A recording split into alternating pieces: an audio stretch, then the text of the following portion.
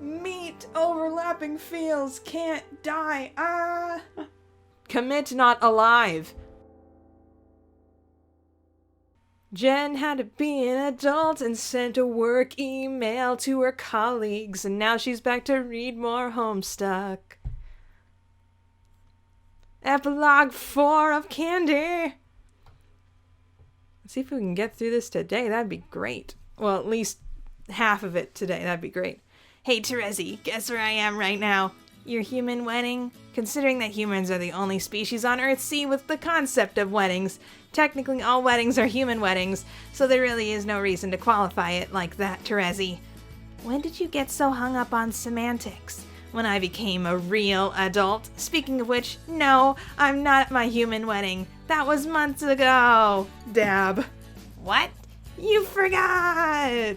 I thought you'd said you'd try to make it back in time. John, I talked to you yesterday. Wow.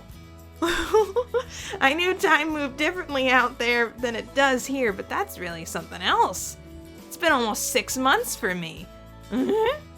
Okay, well, in that case, I guess I can forgive you for missing my wedding. You can do that if you want, but I never actually asked for your forgiveness. And I have no intention of apologizing. Yeah, it's not me you need to apologize to. Everyone really wanted to see you. Kanaya, Dave, and Carcat have all asked about you like a zillion times. Really? A zillion? Okay, I'm obviously exaggerating for effect, but they've asked a lot. Carcat says you've been ignoring his messages for literal years at this point. Actually, now that I'm thinking about it, why am I the only one you ever answer? Do you really want that answer, John? No, you don't. I mean, we weren't even that close, were we? Like, not even like you were with him. Don't overthink it, Egbert. You were just the most annoying about being ghosted. Far too annoying to ignore. Thanks, Terezi. I'll have to put that one on my tombstone. Yes, please do. Immortalize my peerless, brutal dunkings. I get the impression that everyone is going way too easy on you in my absence. Oh yeah, it's seriously horrible. I'm suffering all of the positive attention from my caring friends. So, how was your default culture pair mating event? My wedding? Good, I guess. Really good, actually. You should have seen Roxy. She was so beautiful in her dress. I mean, there were some awkward patches, but it was mostly okay. Awkward patches? Like what? Was Gamzee there? Yeah, but he wasn't that bad for once. He mostly just hung out by the punch and tried to touch Jake's butt. Jake, oh gosh. You see, the worst part was when Roxy had to throw the bouquet, right? Jane and Jake were kinda, together now? Oh gosh! And she basically ordered Jake to catch the bouquet or else. I was seriously afraid for him, and then he didn't even catch it. Why did she want it so bad? Is it edible? Whoever catches the bouquet is the next couple to get married. Huh, is that the law in human culture? No, there's no law. Then what sort of binding contract exists surrounding the bouquet to make it so desirable? None, it's just a human thing it's just a thing humans do for fun. So it's a superstition. I'd call it more of a tradition, although in the case of Jane and Jake, superstition might be the more appropriate word. This story has a lot of extraneous details. You're really bad at gossiping. Do you know that, John? Just get to the juicy bits. Who caught the bouquet? Well, it was Jade. Jade, Dave, and Carcat. All three of them? Does that mean... Yeah, they're all dating. Or rather, Jade is dating them both. Dave and Carcat haven't exactly figured things out yet. As much as I love Jade, I don't actually think she's helped matters by putting herself in the middle of it. Somehow that doesn't seem right. I know, and that's why it's so messed up that Jade caught the bouquet. Now I have to pretend to laugh and think it's funny when she makes jokes about being the next to tie the knot. Wow, did she really go for that double entendre? What? What? What do you mean? Never mind. Anyway, it sounds like a tough life, Egbert. Har har. You're right. Things are pretty good right now if that's the worst thing I have to complain about. Things will probably work out with those three anyway. Things always work out between old friends. We've all known each other for too long for anything to cause a permanent rift. So if you're not at your human wedding now, Where are you? Huh? Oh my gosh, are you serious? You have the memory of a cuttlefish. You opened this conversation by asking me to guess where you were right now. Oh, I'm at the hospital. Are you bleeding? What the hell, Terezi? No, I'm not bleeding. Oh, that's unfortunate in that case. Are you okay? Yeah? Actually, I'm more than okay. I'm great. I'm not here for me. It's for Roxy. She's pregnant. Oh! I cannot. Okay. Weeping. Okay. Pregnant? It means that we're gonna have a baby. I know what pregnant means, John. It just seems kind of fast. Well, that's what happens when people get married. Are humans not capable of having sex unless they enter a contractual arrangement? Dang it, Terezi. Well, aren't they? Of course they are, but marriage is what makes it special. What? Oh, nothing. You're just so... Let me guess. So dumb, blah, blah. Well, that too, but I was actually gonna say adorable. What? I have to get going. It's not safe where I am. Go see your mate sprit, John. I'll talk to you later. Yeah, okay. Take care of yourself, Terezi. I always do. Hey, Terezi, I have something to tell you, and you're not gonna believe it. I already heard about how Jane is dating both Jake and Gamzee, and unfortunately, I do believe it. What? Pardon me? Excuse me? Jane is dating Gamzee.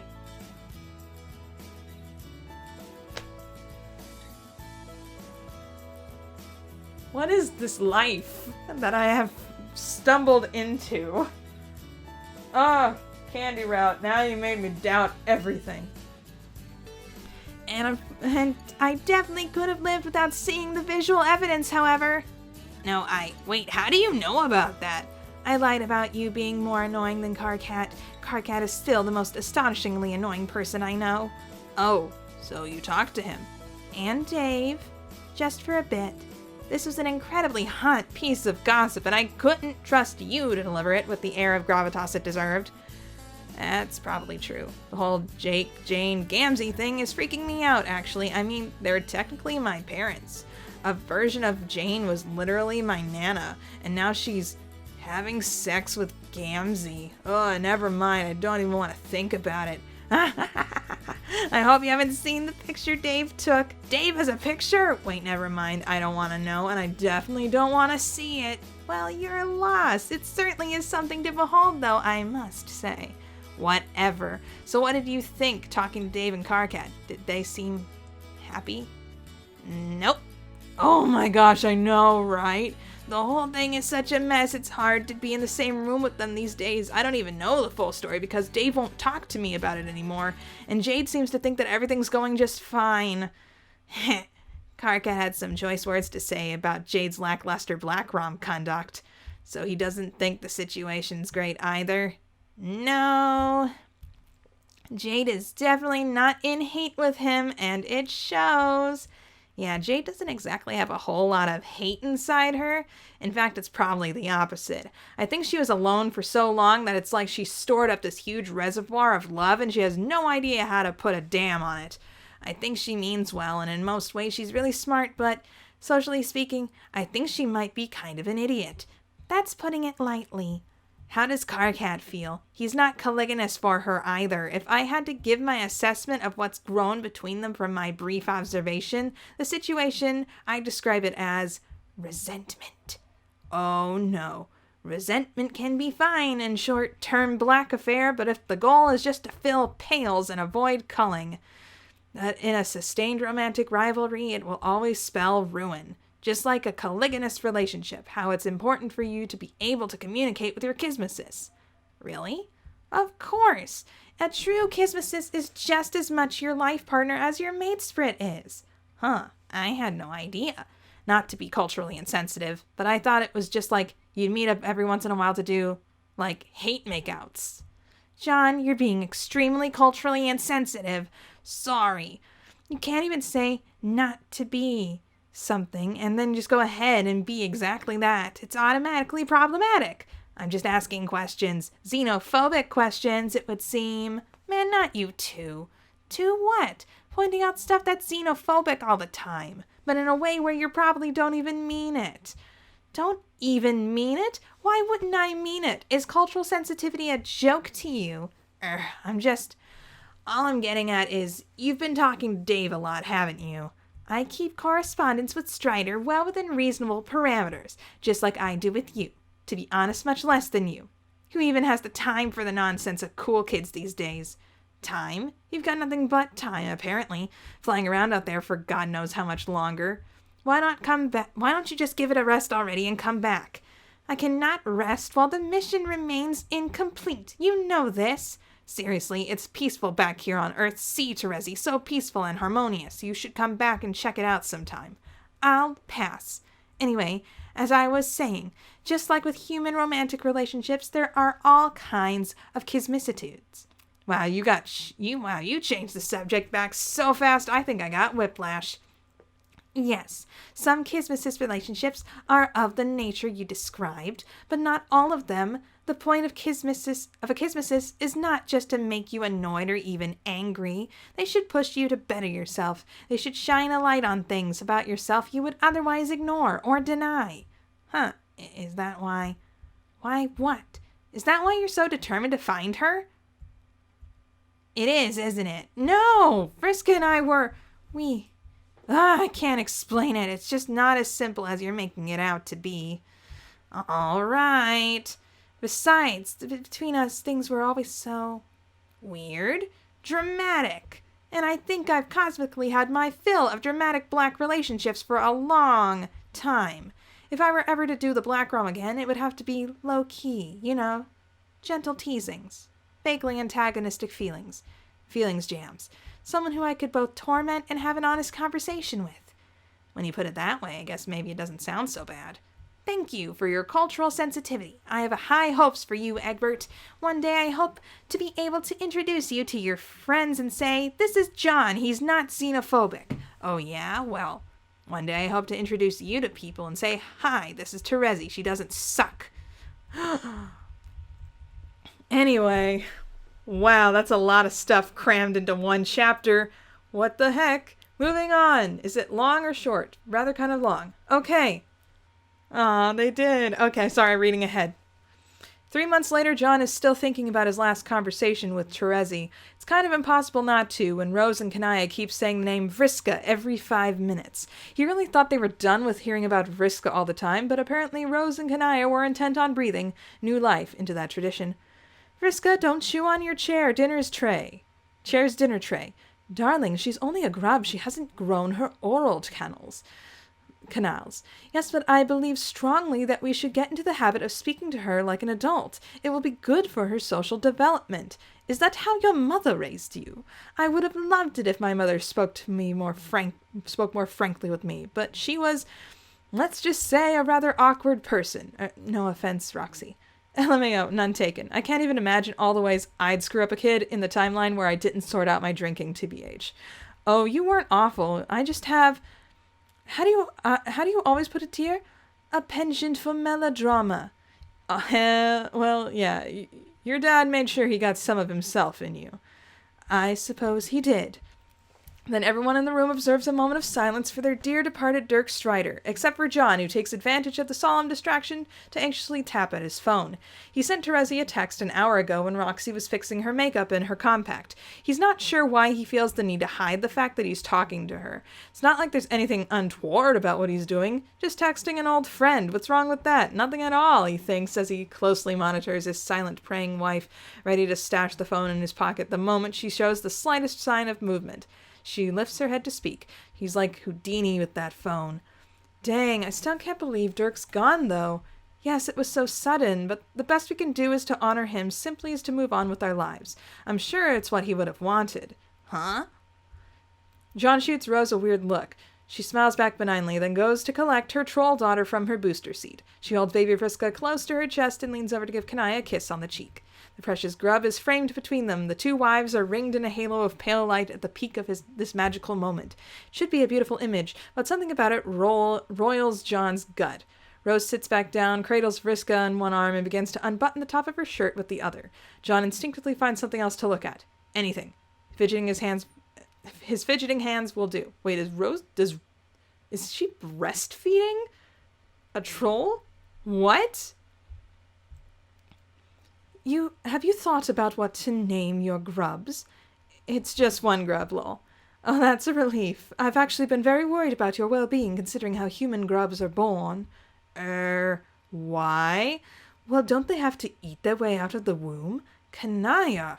It's what Carcat told me. Carcat gets all his information on humanity from the movies, and Dave, which is even worse than the movies. Wait a minute. What movies are they watching? Nothing too graphically misleading, I suspect. I equally suspect that anytime there's a human birthing moment on camera, Carcat probably turns away, too disgusted to watch, while Dave continues filling his ear with more lies about human biology. Lol. Then I was given inaccurate information. Yes. Phew. If that was true, how would our species have survived? We would have had 100% maternal mortality rate during childbirth. Yes, I forgot how primitive medical technology was on your planet. Then how are humans born? Use your head for a moment, darling. Oh, I see. LMAO! I'm sorry, John. All this girl talk must be making you uncomfortable. Can we change the subject to something less gross and weird? Wuss. So, is Vriska really the name you're going with? Kanaya gives John an inquisitive, wide-eyed look, as if there could be no conceivable reason for someone to ask this question. Yes, of course. Why would we change her name when she's nearly a year old? Well, it's not like it would hurt or anything. Didn't Kanaya just say she doesn't have ears yet? Oh my gosh, John, don't be rude. I'm not trying to be rude, I just think it's a little weird. I don't see why. I mean, she is practically a clone of Vriska. Yeah, Kanaya, I know, and that's why it's weird. I appreciate your concern, John, but it's not that weird to name a child after an important figure from your youth. What were you thinking on naming your own child? John hesitates, adjusts his glasses for want of something to do with his hands. This is a conversation he's been dragging his heels on for months. Back when Roxy first got pregnant, it was all they could talk about, but now that she's so close to the due date, all the subject does is make his pulse go shaky. Harry Anderson Egbert. Roxy, I didn't think we had decided that. I don't know, you seem pretty set on it. He was. What's bugging him is that Roxy didn't seem to have any suggestions of her own. Rose stops breastfeeding Vriska, and her hands are off to Kanaya. She comes to sit beside John, setting a hand on his knee. What? Breastfeeding? Why? What? How? Why? Why? Ow. How? What? What? Why? Why, though? Why? Anyway. She comes to sit beside John, sitting a hand on his knee. She speaks kindly. Wasn't that the guy from Night Court? Yeah, which was a show that reminds you of your father. I think in this new world we've created, it's important to carry the torch of what we've left behind. We must name the next generation for the fallen heroes that we admire. Wait, we admire Vriska now? It's true that Vriska was a controversial figure at the best of times, but she did defeat Lord English, John. Whoa. This remark seems to cure John of a shaky pulse problem, if only because of a moment his heart seems to stop beating altogether. It shocks him in a way that causes him to feel the planet turning under his feet. He whips his head up to look at Rose intently. She seems alert. Her gaze is precise. She doesn't seem ill or off or confused at all. No, she didn't. Vriska didn't defeat Lord English. Rose didn't say anything. No one says anything. Rose, no one knows what happened to Lord English. Of course we do. Vriska used the Juju and her accompanying ghost army to defeat him. Why else would he be here? I don't think that's what exactly happened, though. Then what did happen, John? I just said no one knows. Rose, come on. You're the one who told me all this. I told you what?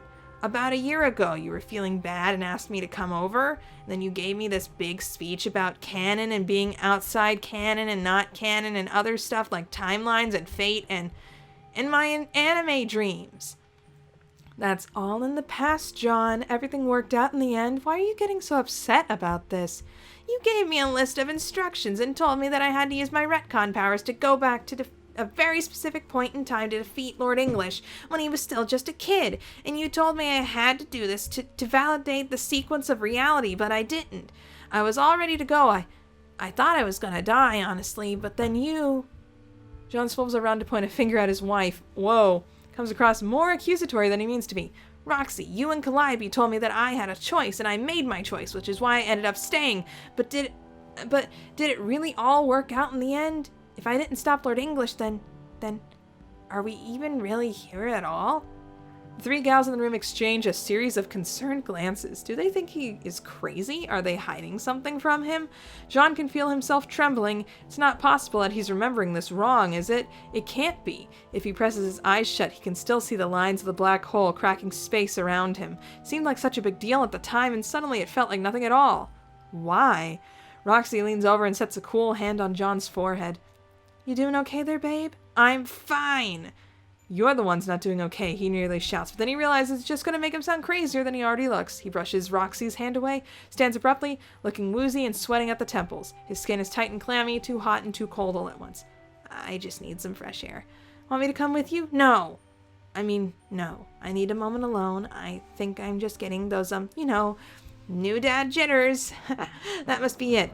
Oh, of course, that makes sense. You take care of yourself, hon.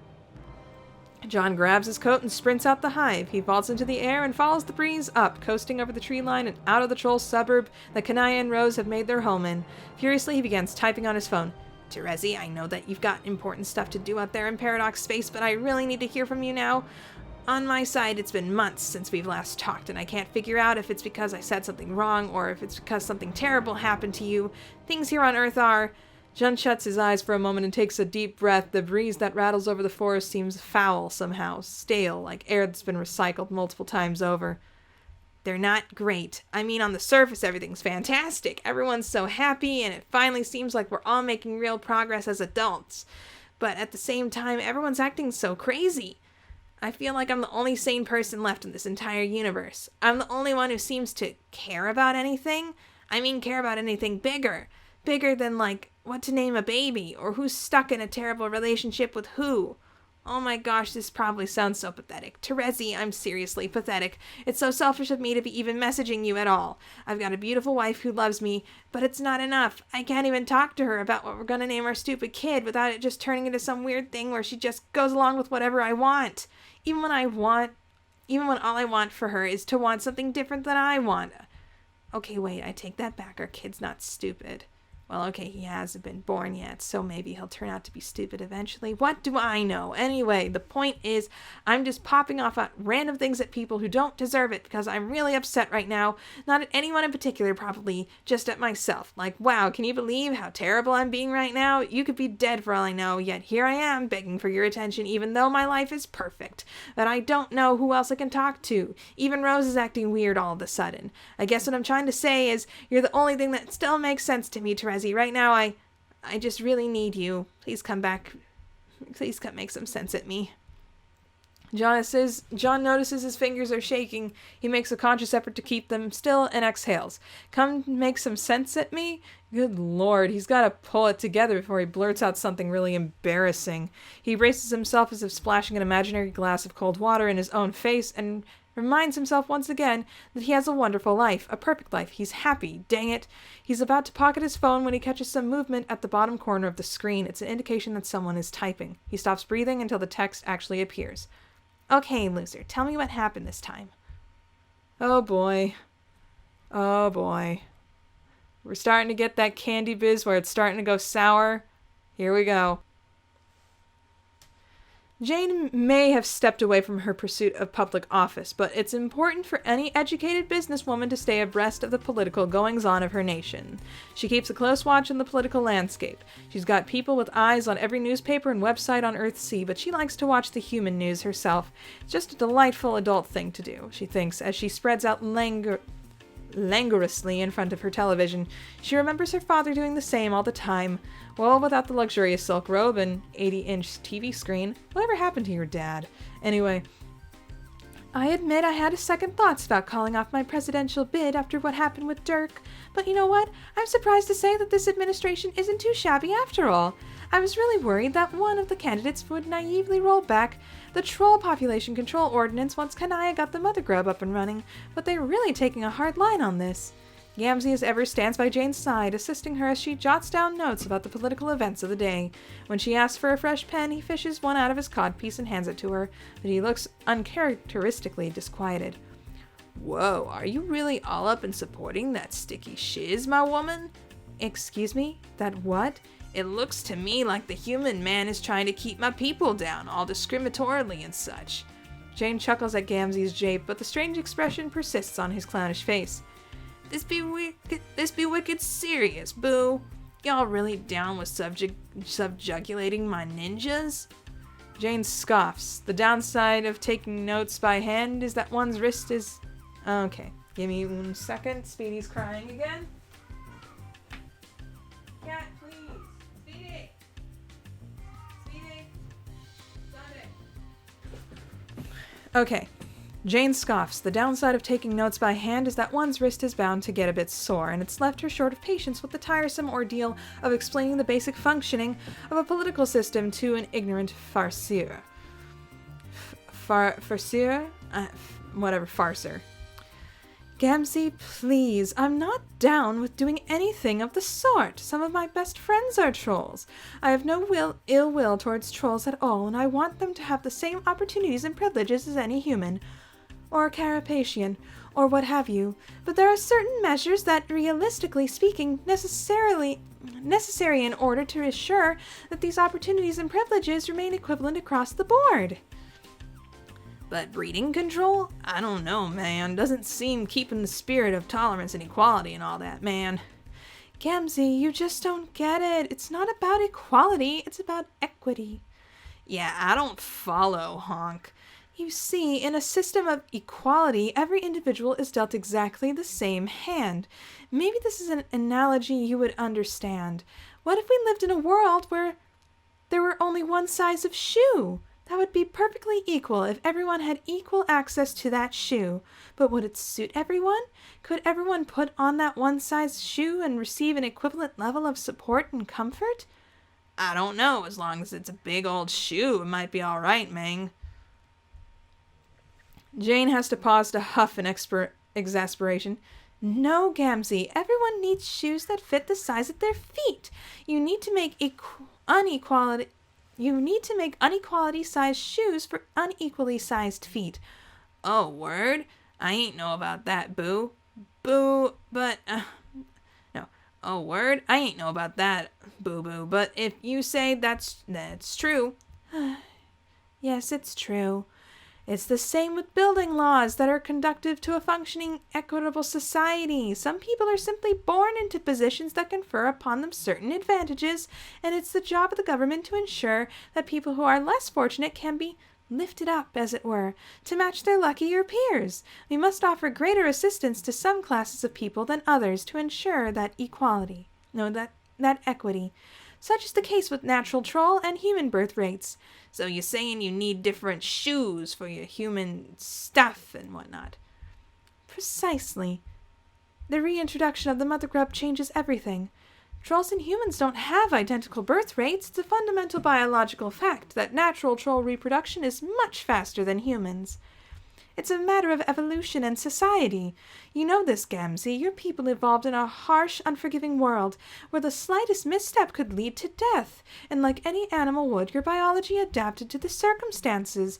Your mother grubs have the capacity to produce an unimaginable quantity of eggs at a time to ensure that at least a few can survive to a reproductive age. And I understand that in the context of Alternian society, that works great because the mortality rate was so high. Only a manageable number of individuals were able to make it to adulthood. But we have a peaceful society now, with benevolent caretakers and fair laws. No young troll is at danger of being killed by monstrous fauna. No one will be culled for being too weak. But that doesn't change your biology. So what does that mean for the troll population? It would spiral out of control within a matter of generations. You would come to outnumber humans at a factor of thousands, millions to one. The infrastructure would not be able to keep pace. The economy would be completely destabilized. The market would be flooded with thousands of trolls who wouldn't be able to find jobs or places to live. Not to mention the issue of your lifespans. Some of you will live for hundreds, thousands of years. And honestly, speaking of biology, I'm not sure, if we were to loosen population controls right now, that your people have, how to say, well, let's just say I think it would be irresponsible to gamble on whatever or not the natural Alternian order will reassert itself in such a troll-dominated society. Maybe in 100, 200 years, when you've proven, and I believe you will, you can really do. But when you've proven that you can coexist in a harmonious society with natural breeding, it might not matter so much exactly how many trolls there are than humans. Wait, didn't we all up and jump forward? So we've got 2,314 steps of history or somewhat? With artificial breeding. I don't know, babe. This all's starting to sound a little xenophobic. Xenophobic! Jane narrows her eyes at the disingenuous buffoon. Not the first time she had a conversation like this with him, by any stretch of the imagination. Not even someone as willfully loathsome as Makara could be this dense. What's more likely is he is attempting to get a rise from her, to get her a little hotter under the collar, to put her in a certain mood. I just explained it's essential that these regulations may remain in place so that the human and troll populations can remain proportionate. It isn't as if this is an issue comparable to racism with a single species, a phenomenon rooted solely in the spurious culture stereotypes, junk science, and knee-jerk bigotry. There are objectively real and quantifiable biological and behavioral differences between our species, which absolutely must be accounted for if we're to live in a harmonious society together, where no species holds any advantage over another. I'm trying to prevent xenophobia. I may just be a simple mother-trucking clown, not all knowledge learned about the intricacies about human economics and interspecies diplomacy, honk. But all that political pontificating you just slammed down in my think pan, can't help but think it feels a little like the bleedings of a girl that's about to get all up and canceled. Canceled? Do they have canceled culture? And just like that, she falls right into his trap. There's no turning back now. The salacious ritual is imminent. Excuse me, I'm sorry, cancelled? Are you even hearing yourself? Who in the world would give a literal insect in clown face like you the authority to be cancelling anybody? Wow, honk. Oh, forgive me if I'm a bit nettled to hear a drug-addicted clown who murdered half of his friends tell me that I, Jane Crocker, am cancelled. Hey, you know, that's insensitive. Addiction is a disease, and I can't rightly help that my Lucis was never around to teach me right from wrong. Yes, we've all heard your sob story, But I've gone and repented now, my tall, frosty mamacita. I'm a righteous man, and all I've ever been trying to do is to get you right, too, with morals and goodness, all filled up inside you as tight as your nasty balloons are with the human moo juice. Maybe what we need is a little communion, my wicked suckle sister, flesh to mother truckin' flesh. Bring those humongous bazongas over here. Get your filthy hands off me. Come on, Mama, just a little honk to make it all better. No, I'd rather die than touch your disgusting clown baton ever again. You say that every time, my big busty babe. Makes the mother trucker start to think it's some more than of that political doublespeak of yours, my fine Dairy Queen. Ugh. In spite of Jane's protest, Gamzee makes a desperate play for a lusty squeeze. Jane puts up a valiant show of resistance, but Gamzee knows that she's no real intent of fighting him off. It's all part of the kismetic dance. He has his big clown mitts right on her busty bags, honking away too. As soon as Jane starts screaming, the baby does too. Jake, sitting approximately 6 feet away, bounces the infant a little to calm him down. They have a baby already. Dang. Okay. I say, would you mind keeping it down for the... they named him after Tavros. Oh. I say, would you mind keeping it down for Tavros? He was sleeping, and to be honest, I think things are getting a little blue for a baby. Jane and Gamzee break apart at once. It's like she's forgotten that Jake was there at all. She scrambles to cover herself properly the moment the voice cuts through the din, slop, moist honking. Jake, darling, don't worry that there's plenty of attention to go around, my love. Would you care to join us? It's okay. I think it's time for Tavros to be fed anyway. Why don't I just take a bottle and get him out of here so you can... Oh, yes. Gamzee, get him a bottle, won't you? Jake, who's been sitting on the other side of the couch with sweet baby Tavros in his arms, remains stiff with his squalling infant as he waits for Gamzee to carry out his command task. Clown bends over revoltingly in front of the couch, full rump straining against his plush purple briefs, as if daring Jake to look away, and he can't. Jake stares transfixed into the full moon of the clown's buttocks, peering virtually shrink-wrapped by the moist fabric as Gamzee slowly descends, fingers trailing down the entire length of his leg. His codpiece bobs between his spread thighs as he gasps the bottle of milk that had been knocked to the ground in the fracas. Then he snaps right back up with a honk and nearly makes Jake rocket out of his seat. Jake's heart is racing so hard, he loses focus. He doesn't notice that Gamzee is offering him the bottle until Jane's angry voice wrenches him back to his senses. Gamzee, that's been on the ground. Get him a clean one. Gamzee shrugs and squirrels the bottle away, the half-spilled bottle in his codpiece. He walks off and returns with a fresh bottle from the fridge, then hands it over to Jake. Haha, thanks. I'll just be going now. See ya! Jake snatches the bottle from Gamzee's hand and all but flees the room as a brisk walk as he can manage. Baby Tavros calms down as soon as the rubber nipples in his mouth. But no matter how far Jake walks down the long corridors of Jane's mansion, the lavacious honks echo through the halls like the wails of a dolorous ghost. Nowhere is truly safe. Every little noise emanating from that cursed living room shouts through Jake's skull like a gunshot. As Jake gently bounces the baby in one arm, he takes out his phone to text an old friend. Jade, are you there? Yep. What's up? Can we call? Sure, Jake. Jade has started up a voice call before Jake can even move to do it himself. It's such a relief to hear her voice. It's something to focus on besides the, oh, honk. Jake winces. Jake, it's been a while since you called. Is everything okay? Yep, just hunky-dory over here. You know how it is. Love my lady and baby and all that. Honk, honk, honk. Oh, no. Not reading, it's so weird. Little Piggy went to the dark carnival. Why? The sound of his wife's rapturous howling unmoors the last of Jake's composure. He staggers, threatening to spill soft little Tavros on his soft little head, killing him forever. It's not safe to stand, so Jake shuts himself into his first empty room he comes across and lets himself slide to the ground against the closed door. Anyway, what's up with you? How's life with Dave Cat going? Oh, it's great. I'm really glad I just went for it. All of us together really is the best in every world. To be honest, I've never really felt like I was cut out for monogamy, you know? It seems silly to even contemplate keeping all my love for only one person now. I've never really believed a person ever runs out. That's great to hear. Speaking of, how are things going with you and Jane and Gamzee? Well, it's not much like that for me, really. Gamzee is more Janie's side piece, you know. We don't, I'm not really... Well, enough about that. Have you been thinking about your plans for the future? What do you mean? Like, you know, starting a family and such? No, really, you have been together a while now. You haven't put any thought into the next step. You and Dave would have some real gangbuster babies, I'm sure. I'm sure we would, but... But? Well, not ready for it yet. That's really not it. I'd love to have a baby like everyone else. I mean, everybody's been having them. I don't pretend I'm not a little jealous, but I don't think it's going to happen with me and Dave. What? Why not? If you want, I could give you that whippersnapper a talking to. Get him to really man up and accept responsibility. No, it's nothing Dave is doing. It's me. Huh? There's no way me and Dave could have a regular baby together because I'm... What's wrong?